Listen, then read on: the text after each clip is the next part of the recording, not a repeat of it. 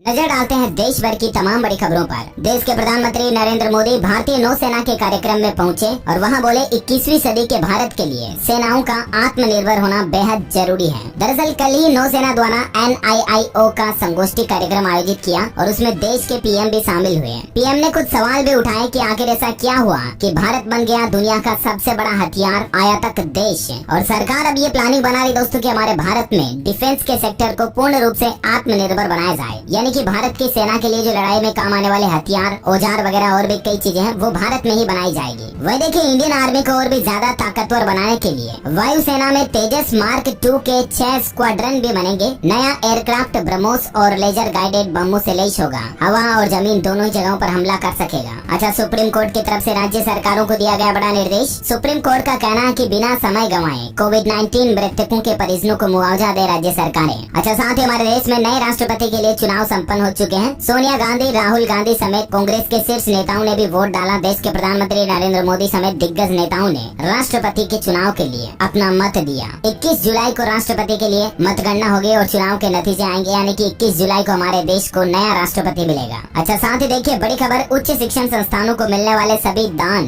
अब 100% tax free होंगे। शिक्षा से जुड़ी संसदीय समिति ने की अहम सिफारिश। मुख्यमंत्री योगी आदित्यनाथ बोले, आजादी के अमृत महोत्सव पर राज्य में फहराए जाएंगे 3 करोड़ 18 लाख तिरंगे, हर गांव हर घर होगा उत्सव। पैगंबर पर विवादित टिप्पणी देने वाली नूपुर शर्मा ने खटखटाया सुप्रीम कोर्ट का दरवाजा, गिरफ्तारी पर रोक लगाने की लगाई गुहार। और ऐसे में अब इस मामले पर जस्टिस सूर्यकांत और पारदीवाला की बेंच आज करेगी सुनवाई। वहीं राजस्थान में रीट एग्जाम पर बड़ी खबर आ रही है कि B.Ed वाले बाहर 23 जुलाई से होनी है रीट की परीक्षा और सुप्रीम कोर्ट में इस मामले पर आज सुनवाई होगी। अमरनाथ बाबा भक्तों के लिए बड़ी खबर देखिए, यात्रा खत्म होने से पहले ही इस बार शिवलिंग बर्फ का जो है वो पिघल गया। ताजा जानकारी के मुताबिक अमरनाथ गुफा में बाबा बर्फानी का शिवलिंग पूरी तरह से इस बार जल्दी ही पिघल गया। अच्छा, वह देखिए दोस्तों, डॉलर के मुकाबले रुपया कमजोर हो रहा है। इस पर वित्त मंत्री निर्मला सीतारमण की तरफ से कुछ बड़े कारण गिनाए गए। रुपये के कमजोर होने के 3 प्रमुख कारण हैं। एक तो आपको पता होगा, रूस यूक्रेन के बीच काफी समय से जंग चल रही, इसके कारण कई ग्लोबल फैक्टर बन रहे हैं। वहीं कच्चे तेल की कीमतों में बढ़ोतरी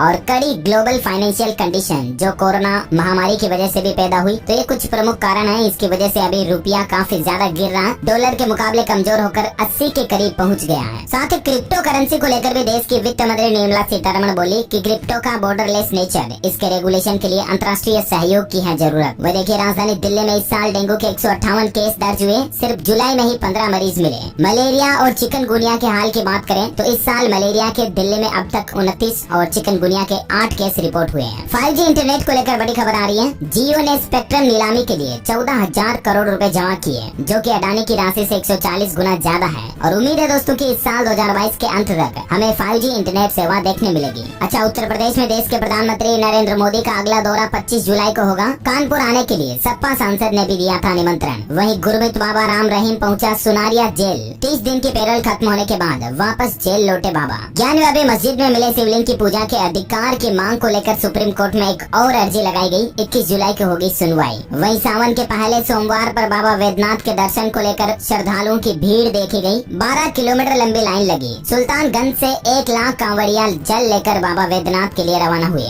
कांवड़ियों को सुरक्षा देने के लिए इस बार बिहार पुलिस भी अलर्ट पर है। 6000 एक्स्ट्रा फोर्स तैनात की गई है। अच्छा, उत्तर प्रदेश में सरकार ने नया नियम बना दिया है, अभिभावक भी ले सकेंगे स्कूल को गोद। बेसिक शिक्षा विभाग के 27 पैरामीटर्स को करना होगा पूरा। ऑटोमोबाइल इंडस्ट्री से अपडेट आ रहा, मारुति सुजुकी की एस प्रेशो लॉन्च हो चुकी है। अब नए सेफ्टी फीचर्स के तौर पर डुअल एयरबैग्स मिलेंगे। 25.30 किलोमीटर प्रति लीटर का माइलेज देगी। कीमत इसकी 4.25 लाख रुपए से शुरू। वहीं इस बार कांवड़ यात्रा के चलते उत्तर प्रदेश मेरठ में भी 19 से 27 जुलाई तक स्कूल बंद रहेंगे। इससे पहले कल हरिद्वार प्रशासन की तरफ से भी अनाउंसमेंट किया गया कि कांवड़ यात्रा के चलते 20 से 26 जुलाई तक स्कूल यहाँ भी बंद रहेंगे। अच्छा, राइट टू रिपेयर का अधिकार अब आपको मिलने जा रहा। सरकार एक नया कानून लेकर आ रही है। इसके तहत कंपनियां आपके किसी भी चीज के पुराने पार्ट्स न होने का बहाना नहीं बना पाएंगी। चाहे आपका मोबाइल हो, टेबलेट हो या पुरानी कार हो या कोई भी आपका घर में fridge, AC, refrigerator, TV, cooler वगैरह कुछ भी है पुराना है, तो वो अब कंपनियों को रिपेयर करके देना ही पड़ेगा। कंपनियां ये नहीं कह पाएगी कि ये तो पुराना मॉडल है, इसके पार्ट्स अब नहीं मिलेंगे। इस तरह का नया अधिकार, नया कानून आम आदमी के लिए सरकार लाने जा रही है, जिसका नाम होगा राइट टू रिपेयर।